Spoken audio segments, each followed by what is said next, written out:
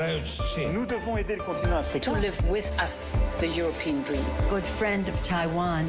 Europe 1, bonjour. À 7h-5, la revue de presse internationale. Nous sommes d'abord en Turquie ce matin. Bonjour Jeanne Joulot. Bonjour à tous. Vous êtes à Istanbul pour Europe 1. Jeanne, de quoi parlent les journaux turcs ? De la difficulté de se loger à Istanbul, même pour la gouverneure de la Banque centrale. Gaye Erkan, nommée en juin pour combattre l'hyperinflation en Turquie, a déclaré dans les colonnes d'Hurriyet avoir été contrainte de retourner vivre chez ses parents, faute de logements abordables. Istanbul peut-elle devenir plus chère que Manhattan, a-t-elle demandé, elle qui a vécu plus de 20 ans aux États-Unis. Gaye Erkan a également décrié le manque de logements sociaux, écrit Korulu Gazete, et critiqué les multipropriétaires qui font pression sur le marché. Le gouvernement a bien limiter l'augmentation des loyers à 25% par an, rappelle Koha, mais cela ne suffit plus puisque les propriétaires expulsent leurs locataires pour augmenter les prix à leur guise.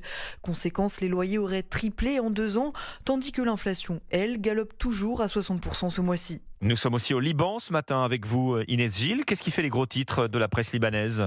Eh bien, aussi incroyable que cela puisse paraître, le Liban, en pleine tourmente économique, s'inquiète de sa saison de ski. La glisse génère des revenus non négligeables pour un pays en crise.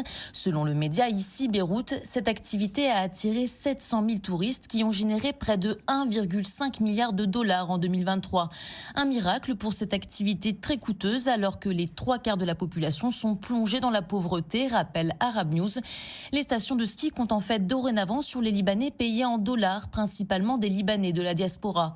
Mais à terme, le réchauffement climatique pourrait être dévastateur, c'est Lorient Le Jour qui en parle, entraînant une réduction de la couverture neigeuse de 40 à 70% les prochaines années au Liban. Nous partons enfin en Inde avec vous, comme Bastin. De quoi parle la presse indienne ? Du séisme politique au Parlement indien. Selon les derniers décomptes du Deccan Herald, 141 députés en ont été exclus cette semaine, soit environ les 2/3 de l'opposition, déjà minoritaire face au populaire Premier ministre Narendra Modi.